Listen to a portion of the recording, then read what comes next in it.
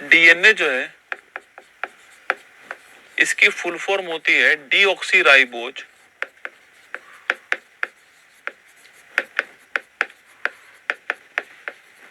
Nucleic acid, nucleic अम्ल। क्या full form है इसकी? डीऑक्सीराइबोज न्यूक्लिक एसिड इसकी फुल फॉर्म है। ठीक है। और डीएनए कैसा है? एक आनुवांशिक पदार्थ है, आपको ध्यान रखना है, जेनेटिक्स मटेरियल है ये दोस्तों, आपको ध्यान रखना है। ठीक है। इसमें जो डीऑक्सीराइबोज है ये तो हो गई शर्करा, शुगर एस लिख रहा हूं। ठीक है दोस्तों, जो डीऑक्सीराइबोज है आपकी ये क्या होगी? शर्करा होगी, आपको ध्यान रखना है। ठीक है। तो साथ में दोस्तों आपके साथ में इसमें क्या होता है? साथ में इसमें होती है नाइट्रोजनी क्षारक।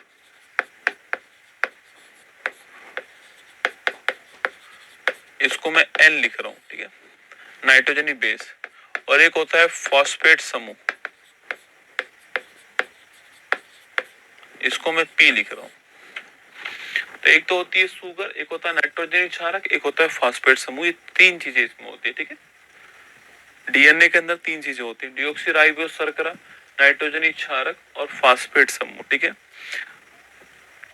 दोस्तों, डीएनए जो है जैसे कि आपके बहुत सारे एथीन मिलके पोलोथीन बनाते हैं। पॉलीवर्ड आपके जो बहुलक के लिए यूज होता है, पॉलीमर के लिए ना, बहुत सारे एथीन मिलके पोलोथीन बनाते हैं। ऐसे बहुत सारे न्यूक्लियोटाइड मिलकर के डीएनए बनाते हैं। तो डीएनए किसका बहुलक है? न्यूक्लियोटाइड का बहुलक है। न्यूक्लियोटाइड का मतलब क्या है? यही आपके SNP, तो यही न्यूक्लियोटाइड है। तो PSN। अब इनका मतलब समझ जाओगे आप लोग। पी का मतलब फॉस्फेट ग्रुप, एस का मतलब शर्करा और एन का मतलब नाइट्रोजन क्षारक है। इन तीनों को दोस्तों मिलाने के बाद क्या बोलते हैं? इन तीनों को मिलाने के बाद बोलते हैं न्यूक्लियोटाइड। ठीक है, और लिखिए डीएनए, डीएनए न्यूक्लियोटाइड का बहुलक है। बहुत ही बढ़िया क्वेश्चन है, सीधा क्वेश्चन पूछता है डीएनए किसका बहुलक है? पॉलीमर है। तो डीएनए डीएनए न्यूक्लियोटाइड का बहुलक है, आपको एग्जाम के हिसाब से जरूर ध्यान रखना है। न्यूक्लियोटाइड का मतलब क्या होता है? PSN। पी का मतलब फॉस्फेट ग्रुप, एस का मतलब शर्करा, एन का मतलब नाइट्रोजनी बेस। इन तीनों को मिला के न्यूक्लियोटाइड कहते हैं। और डीएनए इसी का बहुलक होता है। एग्जाम के लिए तो बढ़िया क्वेश्चन है, ध्यान रखना। डीऑक्सीराइबोज शर्करा है, मैंने आपको पहली क्लास में पढ़ाया था, जिसके पीछे OSE लग जाए वो शर्करा होती है, मैंने लिखवाया था, आपको याद करो। कार्बोहाइड्रेट होता है, तो वही कार्बोहाइड्रेट मतलब शर्करा, शुगर। तो डीऑक्सीराइबोज शर्करा है, पहला क्वेश्चन। सेकंड क्वेश्चन, न्यूक्लियोटाइड में फॉस्फेट ग्रुप, शर्करा और नाइट्रोजनी क्षारक शामिल होते हैं। और डीएनए जो न्यूक्लियोटाइड है इसका बहुलक दोस्तों आपको ध्यान रखना है। ठीक है, डीएनए दोस्तों इसका बहुलक है। ठीक है, अगर इस न्यूक्लियोटाइड में से मैं फॉस्फेट ग्रुप को दोस्तों बाहर कर दूं, देखना दोस्तों, अगर आपके ये सारे क्वेश्चन एग्जाम में आए हुए सवाल है। ठीक है, अगर मैं न्यूक्लियोटाइड में से फॉस्फेट ग्रुप को माइनस कर दूं तो जो बचेगा वह कहलाता है न्यूक्लियोसाइड। ये क्वेश्चन भी आया हुआ है। जो बचेगा, चिंता मत कीजिए, टॉपिक खत्म होती सवाल कराऊंगा, जो बचेगा वह कहलाता है न्यूक्लियोसाइड। तो अगर मैं न्यूक्लियोटाइड में से फॉस्फेट ग्रुप को बाहर कर दूं तो क्या बचेगा? न्यूक्लियोसाइड। ये और भी जबरदस्त क्वेश्चन है, ये और भी बड़े क्वेश्चन। सवाल पूछेगा न्यूक्लियोटाइड में से क्या घटाने पर न्यूक्लियोसाइड आएगा? शर्करा, फॉस्फेट ग्रुप, नाइट्रोजन क्षारक या सभी को? तो ध्यान रखना, न्यूक्लियोटाइड में से फॉस्फेट ग्रुप को माइनस करूंगा तो क्या आएगा? न्यूक्लियोसाइड। सीधी बात है, ध्यान रखना, एग्जाम के लिए सवाल तो सब बन सकता है। न्यूक्लियोटाइड में से फॉस्फेट ग्रुप को माइनस करूंगा तो क्या आएगा? न्यूक्लियोसाइड। अब शर्करा हमें समझ में आ गई कौन सी है? डीऑक्सीराइबोज। क्लियर है? फॉस्फेट ग्रुप का फॉर्मूला होता है PO4 माइनस। अब यहाँ पर एक वर्ड है नाइट्रोजनी क्षारक दोस्तों। कौन सा वर्ड है? नाइट्रोजनी क्षारक। चलिए इसकी बात करते हैं दोस्तों। आपके देखो, सवाल पूछे आपके N2 बेस नाइट्रोजनी क्षारक दो तरह के दोस्तों होते हैं। एक होता है प्यूरिन एक होता है पिरिमिडीन।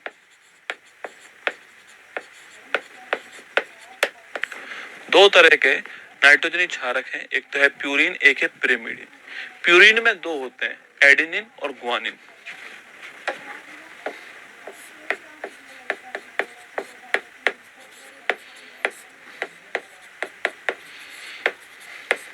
पिरिमिडीन में भी दो हैं, एडेनिन दोस्तों आपके, ग्वानिन तो प्यूरिन में हो गए, और इन्हें थायमिन और साइटोसिन। इसको आप ए लिख दीजिए, इसको जी लिख दीजिए, इसको टी लिख दीजिए, इसको सी लिख दीजिए। सवाल अगर आपसे पूछे तो ध्यान में आपके ए हमेशा डबल बॉन्ड टी के साथ जुड़ता है और जी हमेशा ट्रिपल बॉन्ड सी के साथ जुड़ता है। ये फिक्स है, ए डबल बॉन्ड टी के साथ जुड़ता है और जी ट्रिपल बॉन्ड सी के साथ जुड़ता है, फिक्स है। तो एडेनिन ग्वानिन प्यूरिन का हिस्सा है, थायमिन साइटोसिन पिरिमिडीन का हिस्सा है। अब कई लोग सीधा याद करते हैं एडेनिन ग्वानिन थायमिन साइटोसिन, अब ये पढ़ते नहीं कि प्यूरिन कौन सा पिरिमिडीन कौन सा है, वहां सवाल फंस जाएगा कि निम्न में से कौन दोस्तों प्यूरिन का हिस्सा है। थायमिन साइटोसिन यूरेसिल एडेनिन, तो एडेनिन है। तो एडेनिन ग्वानिन प्यूरिन का हिस्सा है, थायमिन साइटोसिन पिरिमिडीन का हिस्सा है। ठीक है, तो ए टी के साथ जुड़ता है और जी ट्रिपल बॉन्ड सी के साथ जुड़ता है। ध्यान रखना किसके अंदर, डीएनए के अंदर ए double bond T, T triple bond और जी ट्रिपल बॉन्ड सी। देखिए दोस्तों,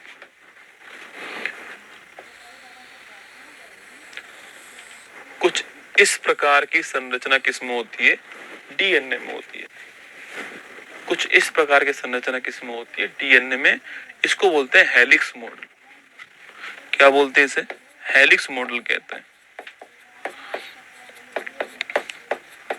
मतलब कि जो द्विकुंडलित, दो सांप की तरह है और वो आपस में मिली हुई है ना, इसे बोलते हैं द्विकुंडलित। हेलिक्स मॉडल बोलते हैं इसे बोलते हैं द्विकुंडलित, आपको ध्यान रखना है। इस मॉडल को देने वाला था वॉटसन, क्रिक्स। और अब क्या एग्जाम आप अधिकांश जगह दो ही नाम पढ़ते हो, वॉटसन और क्रिक।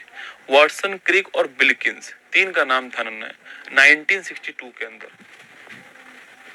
अच्छा, इनको देने वाले कौन थे, वॉटसन, क्रिक और विल्किंस। और इन तीनों को ही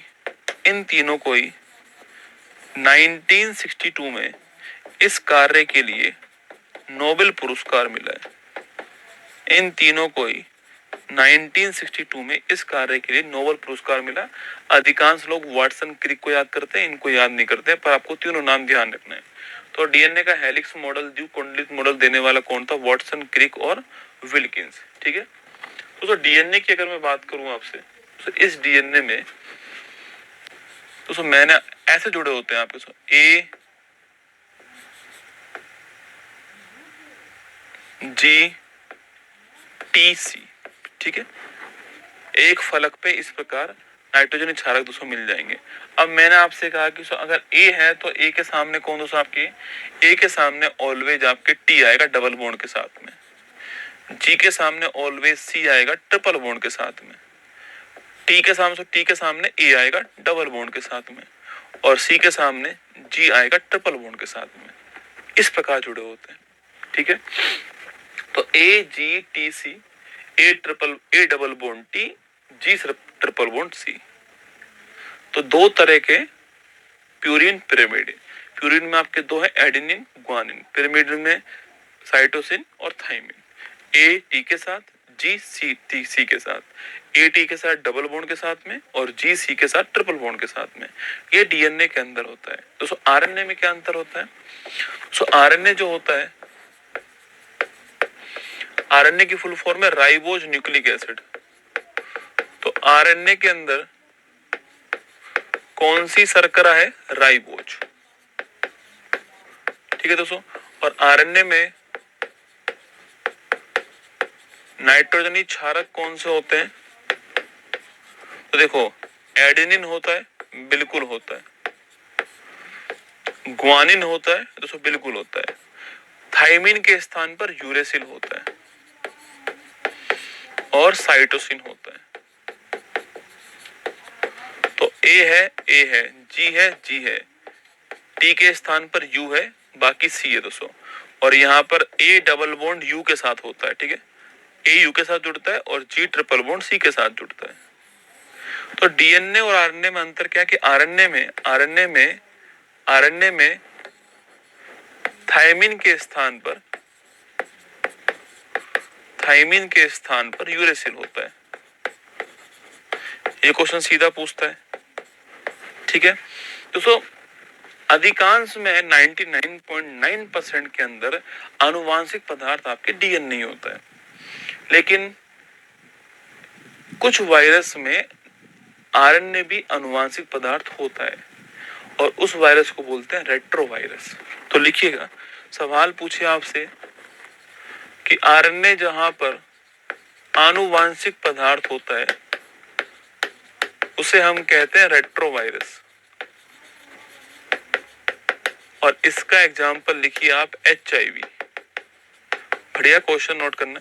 HIV human immuno deficiency virus किसका वायरस है? ये एड्स का वायरस है ना। और HIV किसका वायरस है? एड्स का वायरस है। तो HIV इसका एग्जाम्पल हो गया, जिसकी फुल फॉर्म है ह्यूमन इम्यूनो डिफिशियंसी वायरस। तो HIV जो वायरस है, जो ह्यूमन इम्यूनो डिफिशियंसी वायरस, आपको ध्यान रखना है। ह्यूमन इम्यूनो डिफिशियंसी वायरस जो है, यह दोस्तों आपको ध्यान रखना है।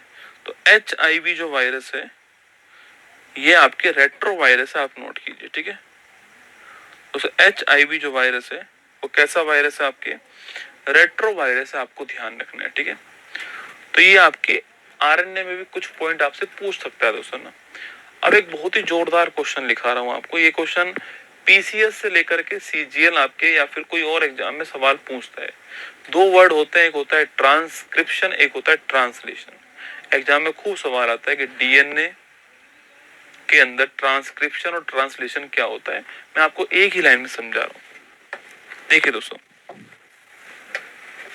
आरएनए तीन तरह का होता है। एक होता है mRNA, एक होता है tRNA, एक होता है rRNA। ये तीन तरह का दोस्तों होता है। कौन कौन सा होता है आरएनए? एक होता है mRNA, एक होता है tRNA, एक होता है rRNA। M का मतलब मैसेंजर, संदेश। कोई संदेश पढ़ने का काम किसका दोस्तों? mRNA का। मान लो घर पे कोई इंग्लिश में चिट्ठी आई, आपकी मम्मी ने आपको बुलाया कि लाला पढ़ के बता क्या चिट्ठी में लिखा। तो आप मैसेंजर हो गए, संदेश पढ़ने वाले आप हो गए, ठीक है। जो चिट्ठी लेकर आया वो हो गया ट्रांसफार्मर करने वाला। जो चिट्ठी लेकर आया वो हो गया ट्रांसफर, स्थानांतरण करने वाला, ठीक है। और आर का मतलब होता है राइबोसोम, राइबोसोमल। और राइबोसोम का काम क्या है? प्रोटीन बनाना, ठीक है। उस चिट्ठी के बदले में आपकी मम्मी ने जो रिप्लाई दिया वो है आपकी rRNA। तो चिट्ठी लेकर आने वाला tRNA, चिट्ठी को पढ़ के सुनाने वाला mRNA, और चिट्ठी को मम्मी ने समझा और फिर जो रिप्लाई दिया वो rRNA। तो संदेश mRNA, ट्रांसफर करने वाला tRNA, और प्रोटीन बनाने वाला कौन? आपके rRNA। आपको ध्यान रखना है, ठीक है। अब देखिए दोस्तों,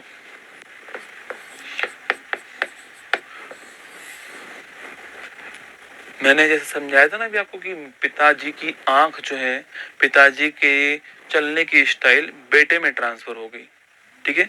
तो वो विशेष लक्षण बना, विशेष लक्षण की चाहिए विशेष प्रोटीन। तो वो किस प्रकार प्रोसेस पूरी चलती है कि पिताजी के डीएनए से कैसे बात उस विशेष प्रोटीन तक पहुंचती है, उसकी हम बात कहानी देखते हैं।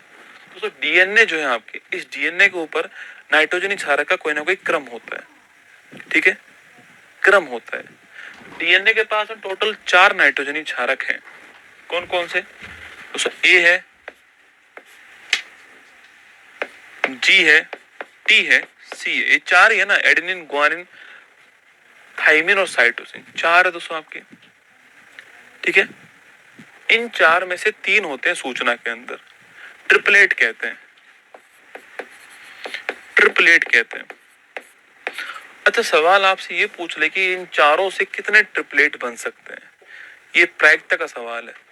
अगर आपने प्रोबेबिलिटी पढ़ी हो दोस्तों, इन चारों से कितने ट्रिपलेट बन सकते हैं। देखो दोस्तों, 3 पॉइंट हमें 3 बनाने, मतलब कि 3 ही शामिल होंगे, 4 में से 3 ही शामिल होंगे ट्रिपलेट के अंदर। कितने ट्रिपलेट बन सकते सवाल वो पूछ रहा है। ठीक है दोस्तों, यहाँ पहले ऑप्शन में इन चारों में से मैं किसी को उठा के रख दूं। ठीक है, तो सेकंड ऑप्शन में भी इन चारों में से किसी को उठा के रख दूं आपके, और थर्ड ऑप्शन में भी इन चारों में से किसी को उठा के रख दूं। तो 64 ट्रिपलेट, ये क्वेश्चन भी पूछा गया है, कितने ट्रिपलेट बनते हैं। ट्रिपलेट का मतलब है 3 नाइट्रोजनी क्षारक का जोड़ा। तो सवाल पूछे कितने जोड़े बनते हैं, 64 जोड़े बनते हैं। ये ध्यान रखना आपको सवाल, 64 जोड़े। तो मान लेते हैं एक जोड़ा मैं ले लेता हूं, मान लेते हैं ये है AGC। ठीक है दोस्तों, एक ये चिट्ठी है, ये चिट्ठी है DNA के पास में। ठीक है, तो मैंने कहा ये चिट्ठी क्या है, ये चिट्ठी आपके DNA के पास में। ठीक है, अब ये चिट्ठी मम्मी के पास पहुंची। अब मम्मी को चिट्ठी समझ में आई नहीं, तो मम्मी ने बुलाया आपको कि भाई साहब इधर आ, और इसको पढ़ के सुना। तो किसको बुलाया दोस्तों, आपके mRNA को। तो DNA पे जो सूचना लिखी हुई है, ठीक है, DNA पे तो जो भी सूचना लिखी हुई है उसको पढ़ के समझाने का काम किसका होगा, mRNA का होगा। तो जो दोस्तों इसके ऊपर स्क्रिप्ट लिख रही है, जो स्क्रिप्ट लिखी है, इसे पढ़ना और समझना, यह काम किसका होगा, mRNA का। समझ रहे हो मेरी बात को। तो इस क्रिया को बोलते हैं ट्रांसक्रिप्शन।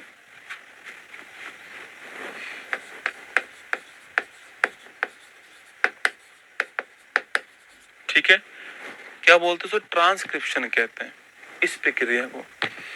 ठीक है, अब सूचना दोस्तों mRNA तक पहुंच चुकी है। ठीक है, अब सूचना दोस्तों mRNA जो है वहां तक पहुंच चुकी है।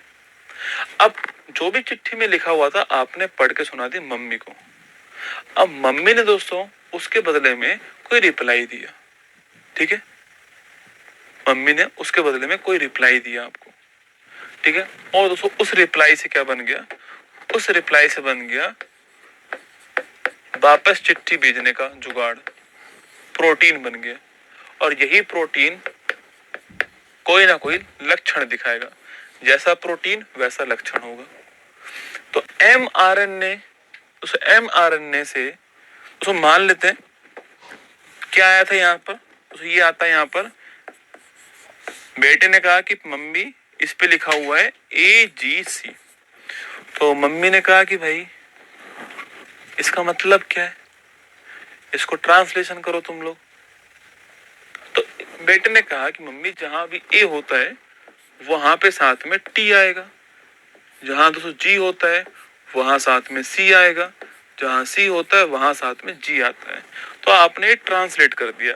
T की जगह अगर RNA तो U आना, अगर RNA तो U आना। तो आपने कहा कि मम्मी जहां A है वहां पर T या U आएगा, जहां G है वहां पे C आएगा, जहां C है वहां पर G आएगा। आपने ट्रांसलेट कर दिया। तो यही आपके विशेष लक्षण है, ये जो आपके बनाए ये विशेष लक्षण है। और आपने काम क्या किया दोस्तों, आपने कर दिया ट्रांसलेशन, अनुवादन। इसे बोलते हैं हिंदी में ट्रांसक्रिप्शन, आपके अनुलेखन।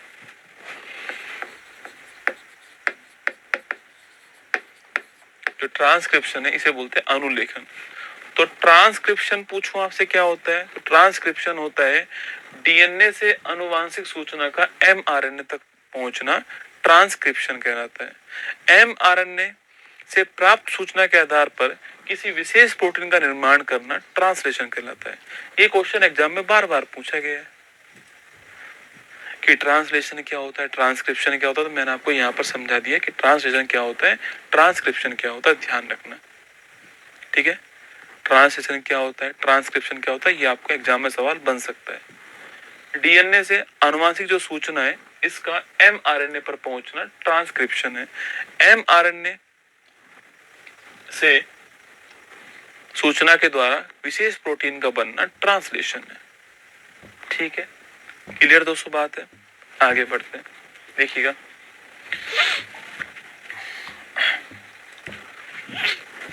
दोस्तों मैंने आपसे कहा कि डीएनए का पार्ट कौन होता है, जीन होता है। ठीक है, और डीएनए का पार्ट कौन है, जीन है। कभी कभी सवाल पूछता है कि अब तो जीन का मतलब क्या हो गया, कोई विशेष प्रोटीन हो गया, विशेष लक्षण हो गया। अरे वही तो हुआ है, पिता के चलने की ढाल, पिता के चलने की जो चाल थी वो बेटे के अंदर गई है, क्योंकि विशेष जीन गया था, उससे विशेष लक्षण बना, विशेष प्रोटीन बना, उससे लक्षण दिखाई दिया। तो वंशागति का निर्धारक कौन हो गया, जो हेरिडिटी होती है उसका निर्धारक कौन होगा। पेपर में सवाल आएगा वंशागति का निर्धारक कौन है, गुणसूत्र, डीएनए, जीन, कोई और ऑप्शन। तोते उड़ जाएंगे भाई साहब पेपर में। गुरुजी गुणसूत्र भी आनुवांशिकता के काम करता है, डीएनए भी वही काम करता है, जीन भी वही काम करता है। जब पेपर में सवाल फंसता है ना, ये सवाल पूछता है प्रधानमंत्री का क्या होता है, नियुक्ति होती है, निर्वाचन होता है, वंशानुगत होता है, तो वहां पेपर में सवाल फंस जाता है। आसान सवाल को भी टफ बना सकते हैं क्वेश्चन ऑप्शन के द्वारा। सवाल पूछे कि वंशागति का निर्धारक कौन है, जीन है।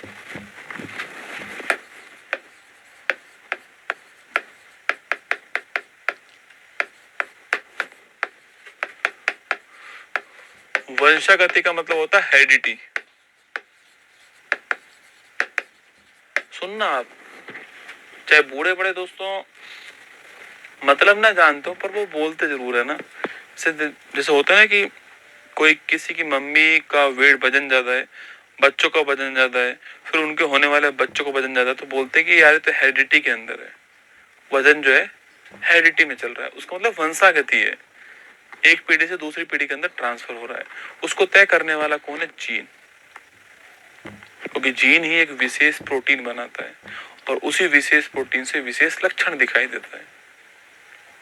ठीक है, सवाल पूछे कभी आपसे कि एक जीन एक एंजाइम परिकल्पना देने वाला कौन था। क्वेश्चन है वो बीडम और टोटम। देखिए, एक जीन एक एंजाइम, एक जीन एक एंजाइम संकल्पना, परिकल्पना, यह देने वाला कौन था, लिखना आपकी, ये देने वाला था बीडल और टोटम। एक जीन एक एंजाइम संकल्पना देने वाला कौन था आपके, बीडल और टोटम। कृत्रिम जीन का निर्माण करने वाला कौन था आपके, तो कृत्रिम जीन को लेबोरेटरी में बनाने वाला कौन था, डॉक्टर हरगोविंद खुराना। और इसी कारण डॉक्टर हरगोविंद जो खुराना है, इन्हें 1968 में, कब की बात है, 1968 में इन्हें इस काम के लिए चिकित्सा का नोबेल मिला है।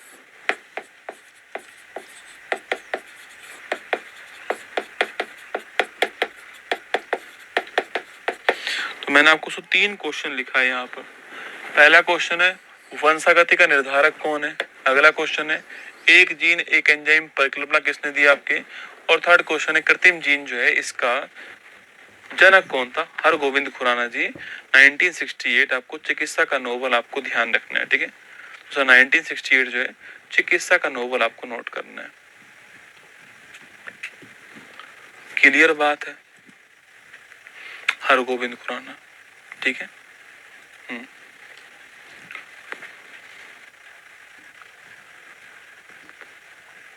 ऑटोसोम तो कई गुणसूत्र होते हैं ना, ठीक बात है, ऑटोसोम कई गुणसूत्र होते हैं।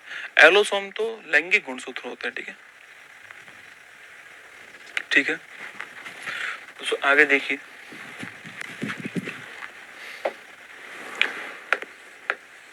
देखो सेल डिवीजन, लगाओ हेडिंग कोशिका विभाजन।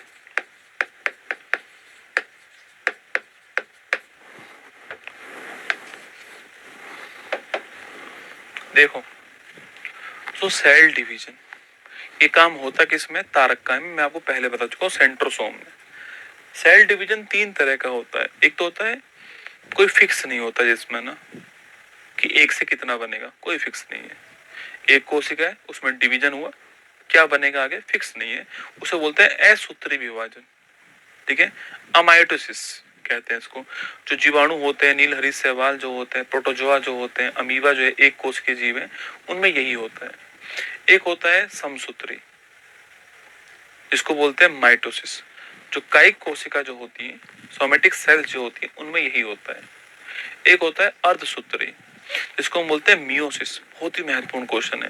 जो लैंगिक कोशिकाएं जो होती हैं, जनन कोशिका जो होती है, जर्म सेल जो होती है, अंडाणु शुक्राणु जो होता है, उसमें अर्धसूत्री विभाजन होता है। तो सेल डिवीजन तीन तरह का दोस्तों। पहला है असूत्री, अमायोटिसिस।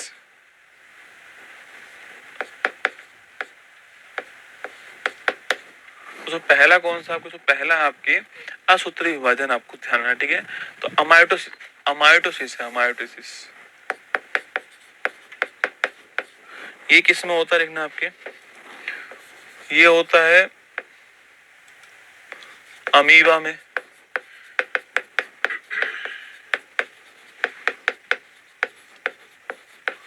एक कोश के जीव में,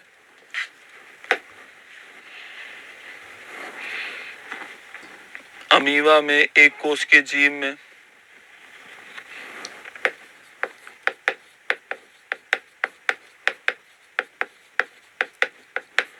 नीलहरित शैवाल में,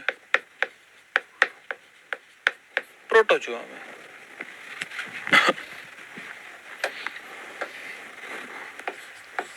सेकंड लिखिए समसूत्री, ये किस में होता है, कायिक कोशिका में।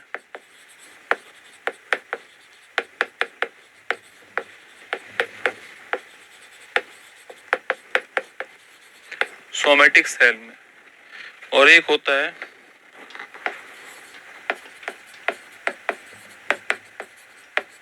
अर्धसूत्री, अर्धसूत्री मियोसिस, ये किस में होता है, जनन कोशिका में या लैंगिक कोशिका में या जर्म सेल में, या इसे बोलते हैं अंडाणु या शुक्राणु में। जो भी आप बोलना चाहो, जो भी दोस्तों आप बोलना चाहो, कुछ भी बोल सकते हो। ठीक है,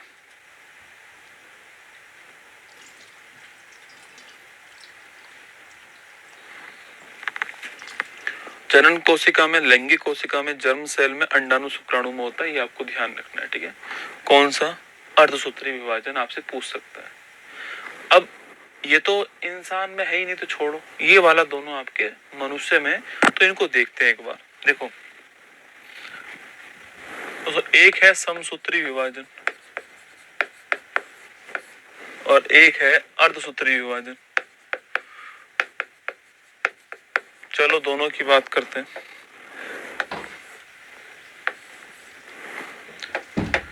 समसूत्री विभाजन को देने वाला कौन था, आपके वॉल्टर फ्लेमिंग।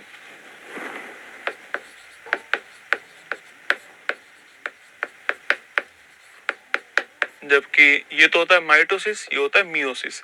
इसको देने वाले दो व्यक्ति थे आपके, फॉर्मर और मूरे।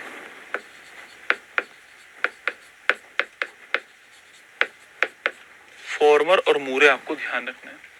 अभी मैंने कहा कि समसूत्री विभाजन कायिक कोशिका में होता है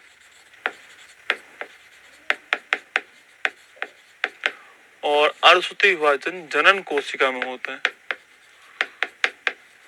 तो अभी मैंने कहा आपसे कहा समसूत्री विभाजन में एक जनन कोशिका से दो संतति कोशिका बनती है। बहुत ही महत्वपूर्ण प्रश्न है। एक जनन कोशिका से, एक जनक कोशिका से, एक जनक कोशिका से दो संतति कोशिका। तो जो विभाजन हो रहा है तो ये एक कोशिका थी, इसमें विभाजन हुआ तो दो बन गई, ये समसूत्री में होगा। जबकि यहां पर एक जनक कोशिका से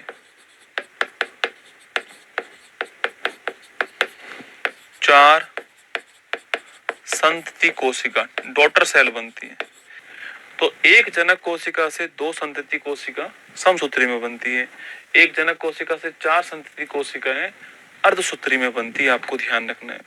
तो एक से दो समसूत्री में, एक से चार अर्धसूत्री में। पहला पॉइंट जो एग्जाम में पूछते को, बाकी तो रामायण तो आप कितने भी याद कर लो, सवाल यही आता है एग्जाम में।